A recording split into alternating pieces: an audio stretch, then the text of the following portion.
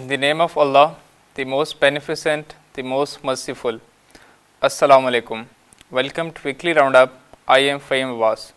In this program, we will be discussing important political, economic and social affairs which have happened domestically as well as around the globe in the light of sermon of Ustad Mohtaram Syed Jawad Naqvi. As always, I am pleased to have been accompanied by Mr. Ali. Assalamu alaikum, Mr. Ali. How are you? Wa alaikum assalam, Dr. Fahim. How are you going? I am very fine. So, in this program, we have to discuss various matters. Few are domestic, others are global. And starting this program with the Arba'in, as we know that the Arba'in is at the verge. And Arba'in processions and majalis are held throughout the Islamic world, and mostly they are held peacefully. And if we talk about the Arba'in during the last decade, especially after the ISIS in Iraq and Syria has been vanished, so this Arba'in procession is very large, and it is considered one of the largest gatherings in the Islamic world, because millions of people gather in Karbala. And as we know that if we look deep into the annals of the history, it was a custom in the Najaf that the clerics of Najaf used to walk on foot from Najaf to Karbala, and now it has become a custom that millions of people walk on foot, and it is called Mashi or Arba'in walk. So Arba'in is at the verge, and processions will be held in Pakistan as well as throughout the world. Yeah, actually, as you said that there are different religious gatherings throughout the world, but this has become the largest gathering. Any sort of religious gathering is not bigger than the gathering of Arba'in for last few years, because we know that there is Kumbh Mela in India, in which the Hindus gather from around the world every 6 years, and also we have the Hajj procession on which the pilgrims, millions of people come over there. But this is obviously one of the, this is actually the largest gathering, religious gathering. And this, for last 2 years, although it has been affected by the COVID-19 situation, the pandemic has decreased the number of pilgrims visiting Najaf and Karbala and doing this walk, which they call Mashi. Actually, throughout the world, it is mostly peaceful, especially after the departure of ISIS. But unfortunately, in Pakistan, what has been happening for a few years, although the overall security of Pakistan, it has been stabilized for last 10 years.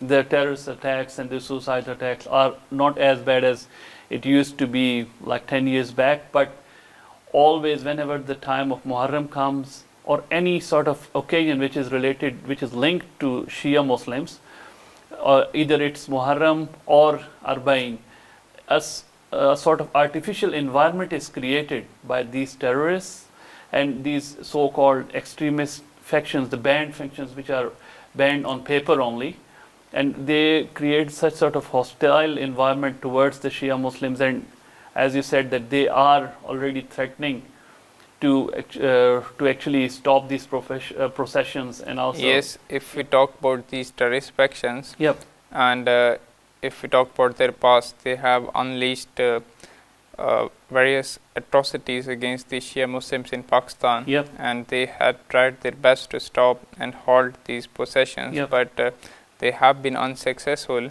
yep. And now, after the takeover of Taliban in Kabul, they have once again been galvanized, and they are doing conferences, yep, and various meetings in different cities of Pakistan, yep, and they are explicitly saying that they want to curb these, yep, Arba'in processions.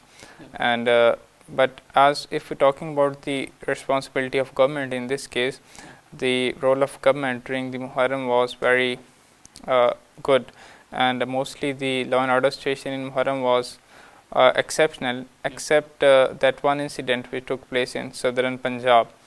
Mostly the law and order situation was very brilliant during that time. But if we talk about the Arba'in, security wise, Arba'in is not given that much importance like the arrangements are made during the Muharram.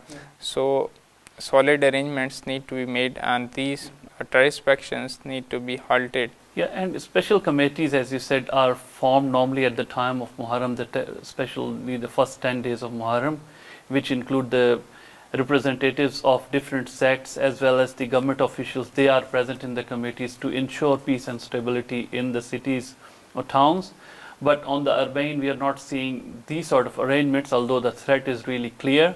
And these terrorists, actually, they are openly, when they are saying, and their activity is quite, extraordinary at this time. So the threat is really great.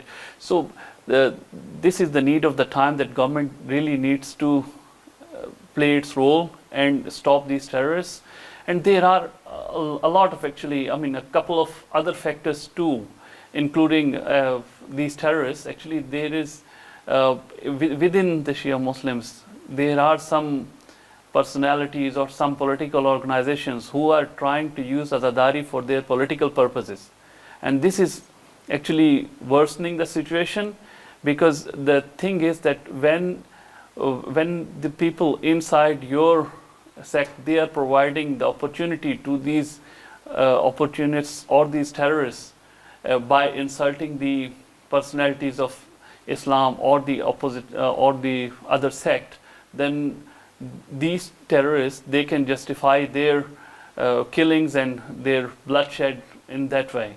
And if we talk about the imminent threats which Azadari and possessions of Arbain and Muharram are facing in Pakistan, mostly these are from these terrorist factions which are Nasbis, and they mostly belong to the Umayyad dynasty, and it is their custom and tradition, and they will forever hate Shias, and their hatred cannot be stopped. That's but true. Mostly they just constitute only 2 to 3% of the population in Pakistan. Although they don't actually like any other sect of Muslims, they don't like Barelvis. They call this 12 Rabiul level procession as its Bethat, and they don't like the other sects at all. But their bloodshed and their terrorism, it's the target of that is mostly Shias.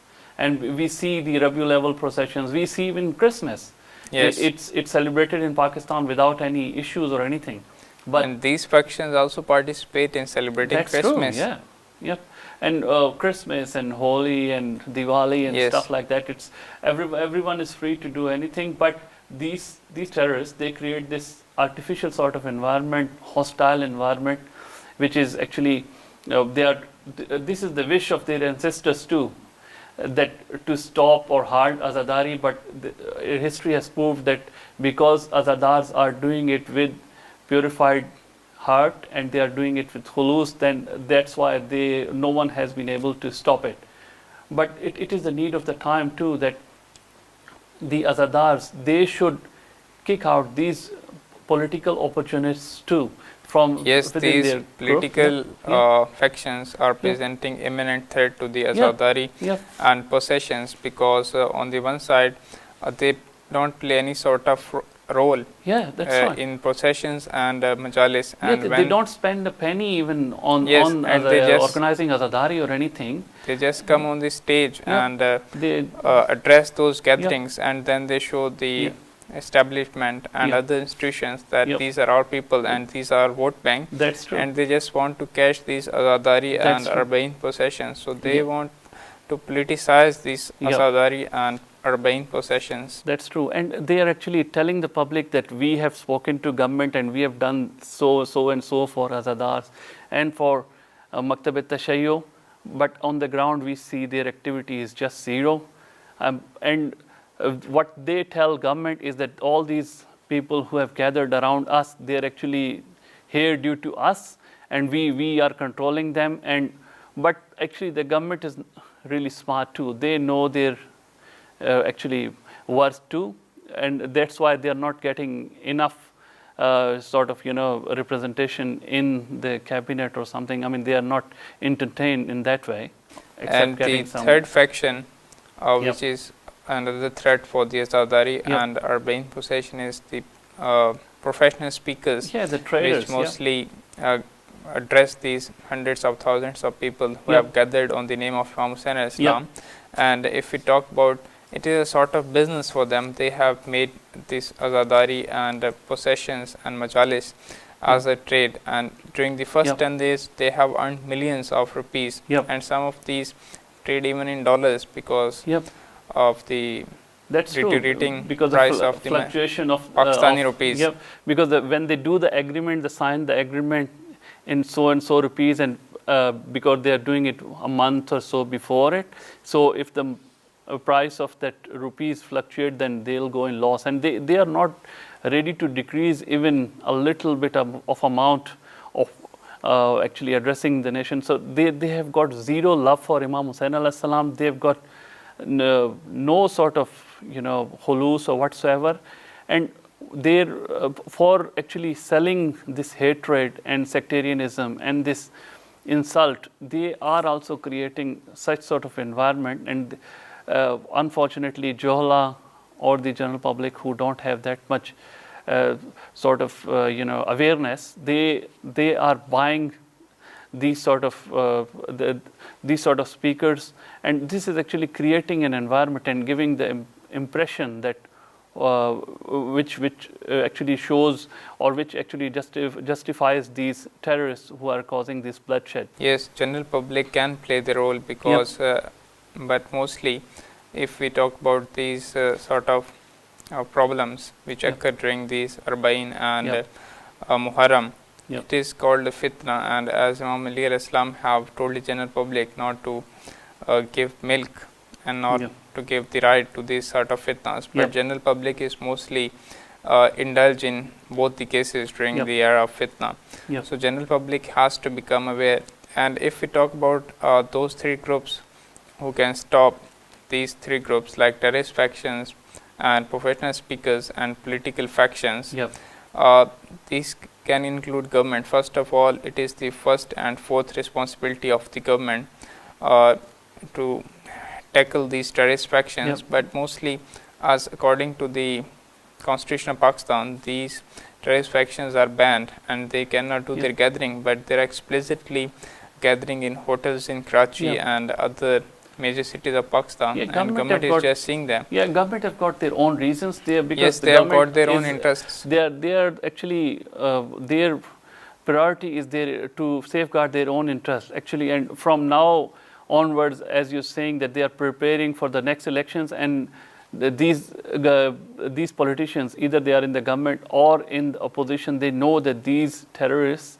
or these extremists, they've got a vote bank, and that's why they are not touching them, and they are actually being supported from the GCC countries and some other countries too.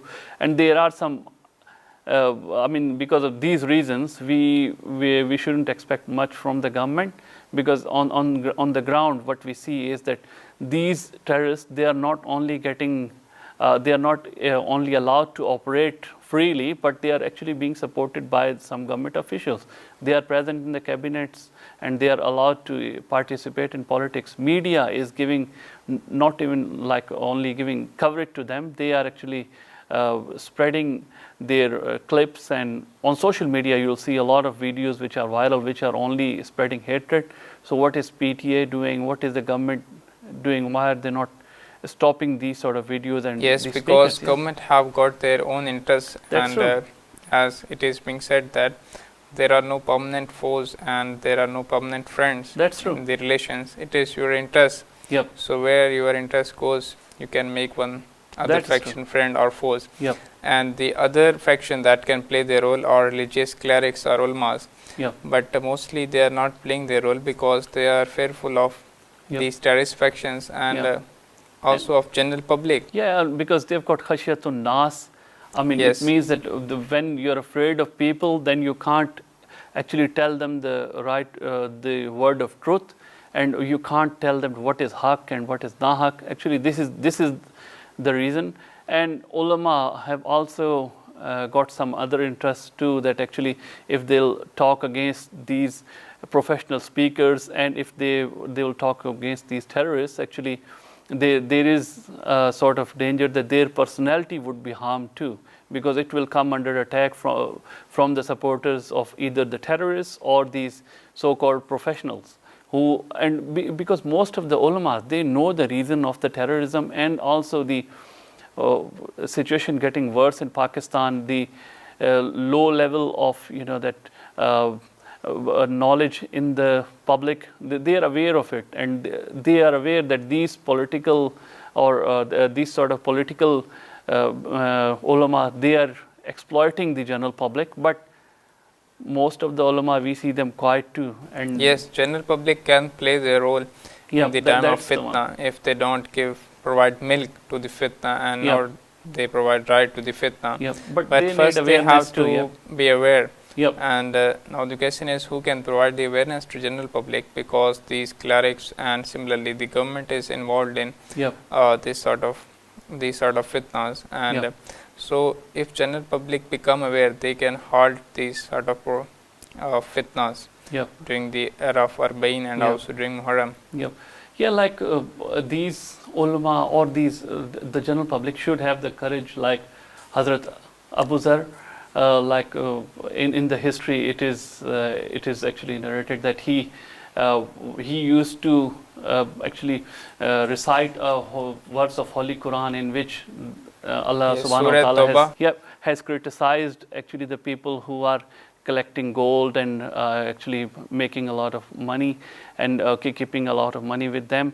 And one of the famous Sahaba, like Abu Ahbar, in one of the gatherings, when these capitalists, they gathered and they started to think about it, what to do with this ayat, because this is causing a lot of trouble to them. So they came out with the plan that actually if they remove one word out of this ayat, then the problem will be solved. But this Sahabi, Hazrat Kabul Ahbar, he actually told the gathering that he has listened from Rasulullah sallallahu alaihi wasallam that this is the word wow wasn't present there. So when he tried to actually change one word in the Quran, see the bravery or the courage of Hazrat Abu Zar alayhi salam. He couldn't find anything. He just took a bone of the camel, or I think a leg piece of the camel or something, and he threw towards him and he broke his shoulder.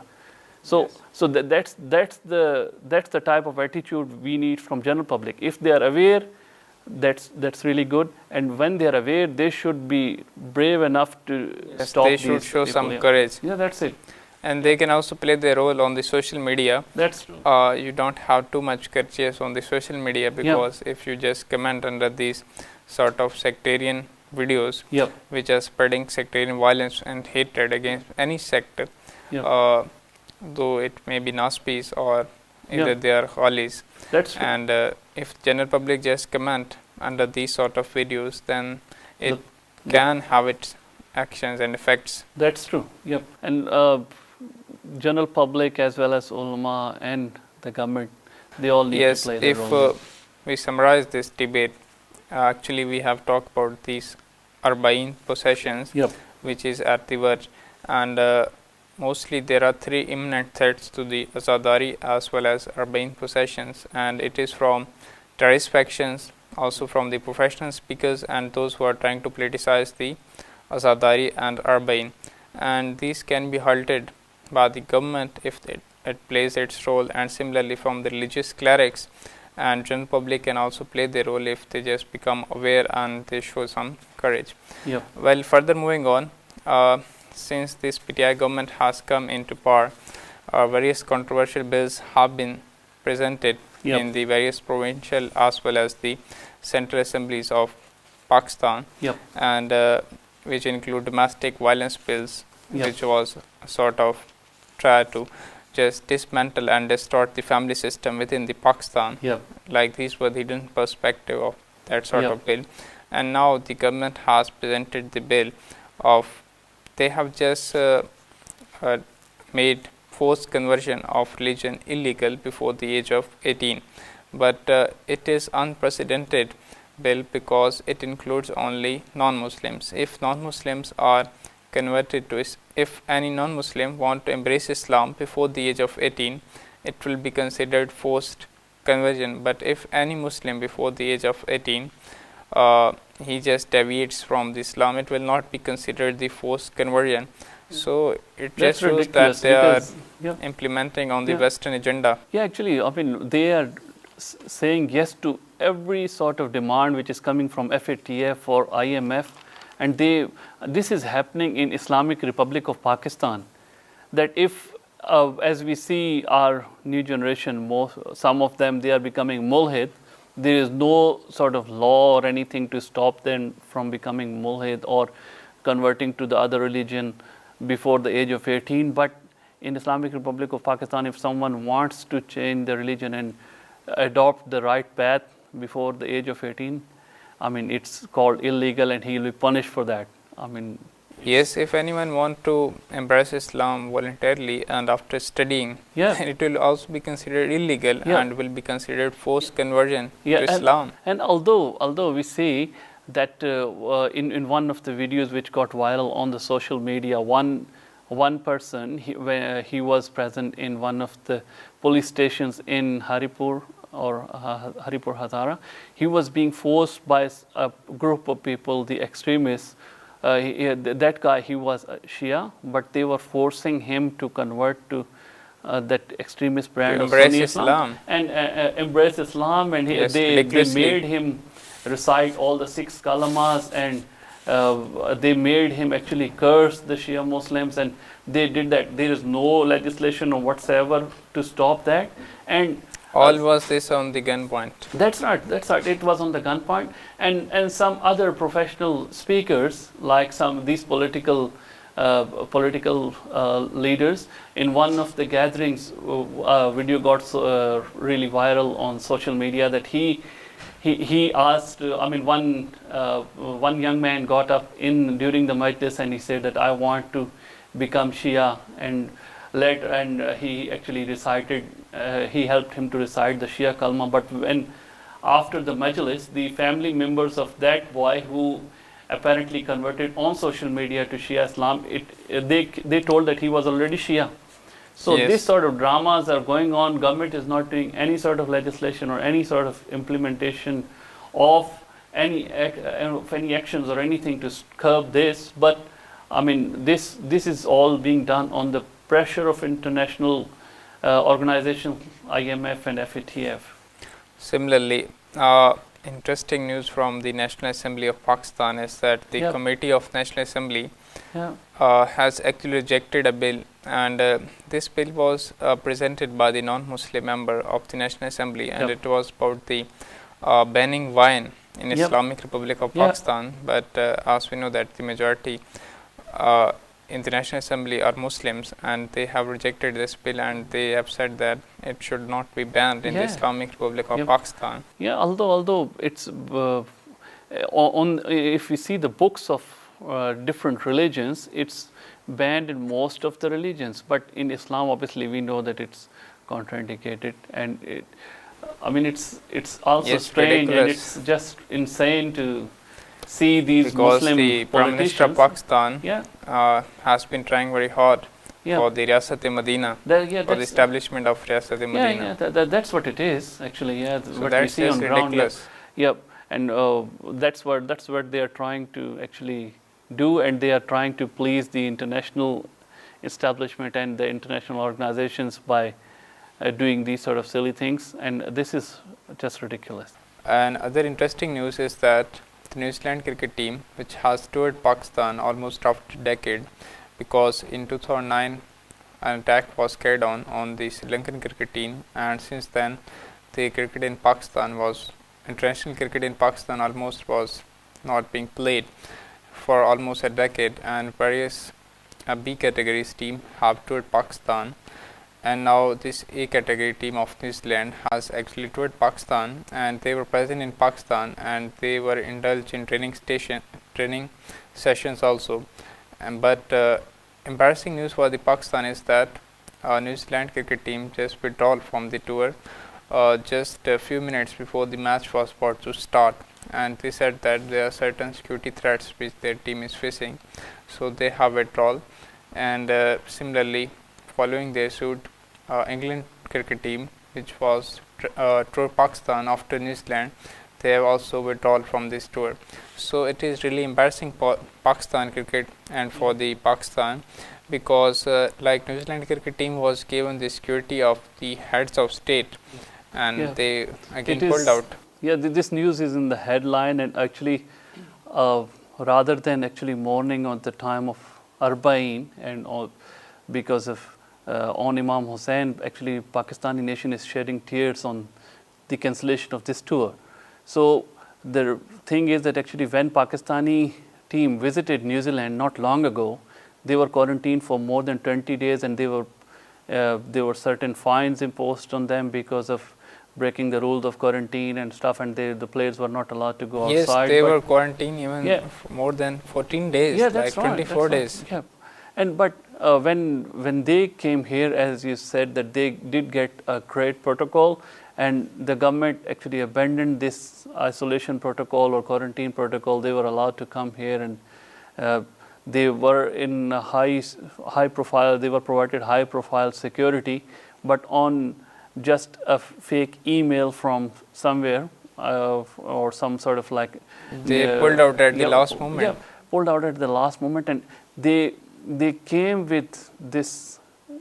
Actually, our team went over there and did receive the zillat, and Yes, it is a sort of great humiliation for Pakistan, because humiliation, later England also withdrew from the tour, and there is imminent threat that the Australian cricket team, which was about to tour Pakistan earlier next year, they will also not tour Pakistan. And so, but interesting news is that our foreign minister has said that we have abandoned India on the international platform, and on the other side, Interior Minister Mr. Sheikh Rashid has said that India was involved in the conspiracy. So either our foreign minister, he should correct himself, and actually, I mean, as we see that India is actually not isolated. India is playing a terrible role in the international community. They have not allowed Pakistan to become out of that grey list, and Pakistan is still in that still in that grey list. Pakistan is not being cleared. Pakistan has been like abandoned by the European Union, and now this thing is as our similarly on Kashmir issue, Pakistan is abandoned on the international platform. And even the GCC countries, our Arab friends, they are pressing Pakistan to give away their ideological sort of I mean, what sort of stance we had on Kashmir, we have changed because of the pressure from these Arab friends, and this is all being blamed on India. So even isolated India could be that much dangerous. So we should be really careful. Yes, and Interior Minister had also given very interesting statement about the security of that New Zealand team. He said that the troops which we have deployed for the security of New Zealand cricket team, they are not even that much troops in whole New Zealand, because New Zealand is very small country, and if we compare it to Pakistan, it is very embarrassing for Pakistan that such a small country has humiliated Pakistan on the international platform. And see this, if we compare the security situation in New Zealand, it not long terrible. ago, there 50 people were killed in 2 mosques over there, and I mean, how safe is New Zealand or UK? There are bomb blasts and terrorist attacks inside UK, inside New Zealand. It doesn't mean that you do. I mean, you don't do things like that with the country. But strange thing is that our government, they are saying that we, or our Prime Minister, he has said that we are going to take the revenge by I mean, he's actually advised the Pakistani team players, cricket team players, to become aggressive, to present an aggressive play. In this way, you will take the revenge of this insult. Actually, if they want to take the revenge of the insult, the advice by us would be to actually totally, completely ban this game of cricket, because this is along with the language of English. Actually, this is the game of shackles and slavery. Yeah, this is also a sign of our slavery. This is only because our boss England, they used to play it, and all the slaves of England, they are playing it, and even it hasn't given us anything except humiliation. It has destroyed all other games. Yes, the effects of cricket on the other games are very evident now as all the other sports and games, because once Pakistan used to be champion in hockey and squash, and now they are seen nowhere because cricket have just undermined them, and now we are facing such humiliation in cricket. That's very embarrassing. Well, further moving on, the effects of Talibanization in Pakistan are evident, and now the threats are imminent even in the capital Islamabad, because in mosques which belong to Mufti Abdul Aziz, and similarly in Jamia Hafsa, which is Islamic seminary of Mufti Abdul Aziz, the flag of Taliban Emirate was hoisted, and when policemen just came, so there was certain skirmishes, and this Lal Maulvi of Lal Masjid, actually, although he was evicted from the previous Lal Masjid, which was actually attacked by the military at the time of Musharraf, and at that time everyone remembers he did actually escape from over there after putting the burqa on. This Maulvi, he was seen on social media that he has got a Kalashnikov in his hand, and he's threatening the police officers, and he's telling them to actually abandon this job and take off this uniform, and he's actually frightening them that Taliban are coming and they will take over Pakistan, and they will treat you really badly, and Pakistani Taliban will also take revenge from you for doing this. And his students, although they are girls, they are also fully armed. Yes, they were very assertive in their actions. Yeah, that's right. But even they were abusing. That's true. They're abusing, and government seems helpless. There hasn't been any arrests made. There hasn't been any sort of any sort of activity is not seen by the government. Although this is such a disgrace for Pakistan, because this Maulvi, this terrible person, he is doing this while sitting in our capital. So yes, and he was according to various viral photos of this Mufti, he was sitting in the capital with the Kalashnikov. That's right. They were just abusing and fighting with the police officers. These things are actually providing justification for the countries like New Zealand, that they portray and they tell their public through the media that this is the actual real situation of law and order in Pakistan. So, well, further moving on, the Prime Minister of Pakistan has urged for inclusive government in Afghanistan, and he is basically urging Taliban to include all the factions of Afghanistan, which not only include Pashtuns, but they also include Tajik, Hazara, and Uzbeks. And this assertive stance was presented by Prime Minister in an interview with the BBC. Yeah, because he solved all the problems in Pakistan. Pakistan's economy is fixed. Everything is going really smoothly. So he's putting all his interest in Afghanistan. Now this global diplomatic task has been given to Pakistan. Like our President Arif Alvi, he said that all the countries' heads and the whole world should become and do Bayat of Imam Khan, because he's got such a wisdom, and because of this great diplomacy, he is going to actually resolve this issue in Afghanistan. Although there are no signs that Taliban are going to give up their stance, they have. Yes, the Taliban spokesperson, he has said that, and he has given very assertive stance that the world should accept this cabinet and this government, because otherwise the consequences for the world will be deteriorating. The whole cabinet is a mullah cabinet. They are all mullahs. And Amir al-Mu'mineen, and that's right. And Prime Minister is also the same.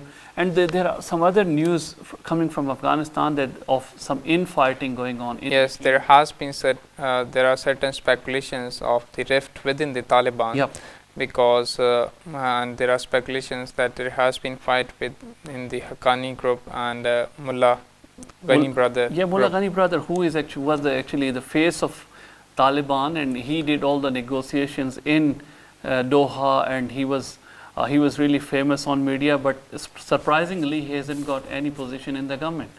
So these things are happening, and on the sideline of this there are some attacks on in Taliban in Jalalabad, and people are blaming ISIS for this, but when this sort of situation is present in any country, people just take their personal revenge and do their individual sort of things and put the blame on the terrorist ISIS organization. is a card in Afghanistan now. That's right.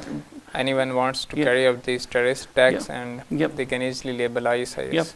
Because these armed groups which were present there before Taliban, they are only underground. They haven't completely disappeared. They haven't completely left Afghanistan or abandoned Afghanistan, but they will continue to operate in the same way what Taliban was doing for last 20 years. Yes, and the other countries in the region also want inclusive government in in Afghanistan, but they cannot play their role. So they have just given this mammoth task to Pakistan.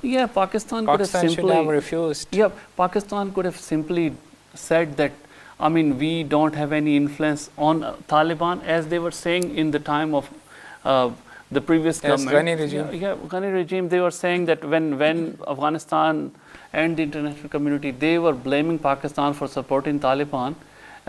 Actually, Pakistan government was saying that they don't have any stance of influence Pakistan on them. at that time was very aggressive. Aggressive. And now this time around, when when the governments are forcing Pakistan to play this role, which is actually an impossible role, why would you involve in this sort of thing? Another interesting story is that in the 76th session of annual gathering of United Nations, and it was United Nations General Assembly session, and various heads of state were present there, and others have addressed United Nations through video link, and as most of the Muslim leaders were not present, so it was good opportunity for the Mr. Recep Tayyip Erdogan to give some Erdogani style speech, and he did his best. The so-called hero of Islamic world. He's trying to replace the power of Saudi Arabia, because Saudi Arabia actually claims to be the leader of Islamic world, but Turkey is trying to take the role of this. And he spoke about Palestine, that we will make Palestine independent. He spoke about Kashmir, that we are going to liberate Kashmir. He also talked about ISIS, and he said that there are no further ISIS sanctuaries and no further ISIS terrorists present in Turkey. He said that, and it's just, it's insane, because Turkey is the only country which have got actually thousands of ISIS terrorists over there, and they are actually trained by the Turkey government. And he said that we are the only country which have eradicated ISIS. And he also said that we are not going to abandon Afghanistan, and we'll help our brothers of Taliban and so, and we'll play our role in Afghanistan. So he's trying to become the leader. Yes, but he is almost leader in Pakistan now, especially after various dramas like Release and other dramas. Now the mostly in Pakistan, the affections have been shifted from Saudi Arabia to Turkey, and now mostly they are considering Turkey as their leader. So it is a sort of success for Recep Tayyip Erdogan, and whenever he addresses the international community on this sort of international platform with assertive stance and with assertive statements, it can pave way for his leadership, at least of the Muslim world.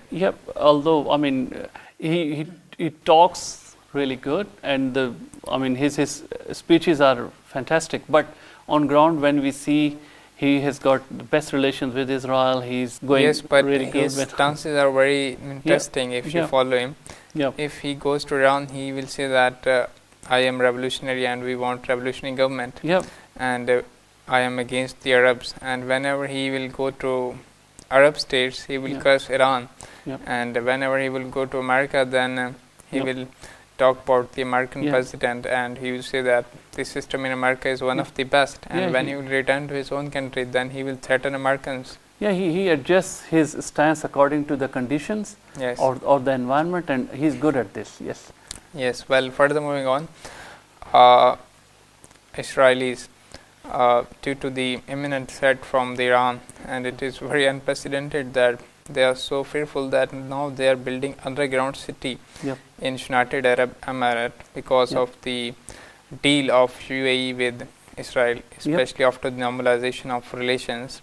Yep. And now they are also trying to, they are orchestrating a deal that they want to build a tunnel, Yep. underground tunnel from Yep. Israel to UAE, and Yep. this is very unprecedented. Yeah, and actually they have, during these agreements, the news are coming that they have promised with UAE that they will shift all this their industry, most of their the defense industry into UAE, and they have done some of them, and they are actually going to make UAE a nuclear state, and that's why we see UAE is becoming Very active in very stance. active on the international scale, and they are actually, even trying to become the leader of the Arab world, and because they are they are taking this brave stance because they have got support from Israel, and before that we saw that there were embassies made in the both countries, and there were relations, and now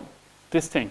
So this means that it means a lot for the region, and because of the fear of Iran, they are doing this. That even Yes, if and Iran, it is a yeah. multi-trillion-dollar deal. Yeah, and all money will be spent by UAE.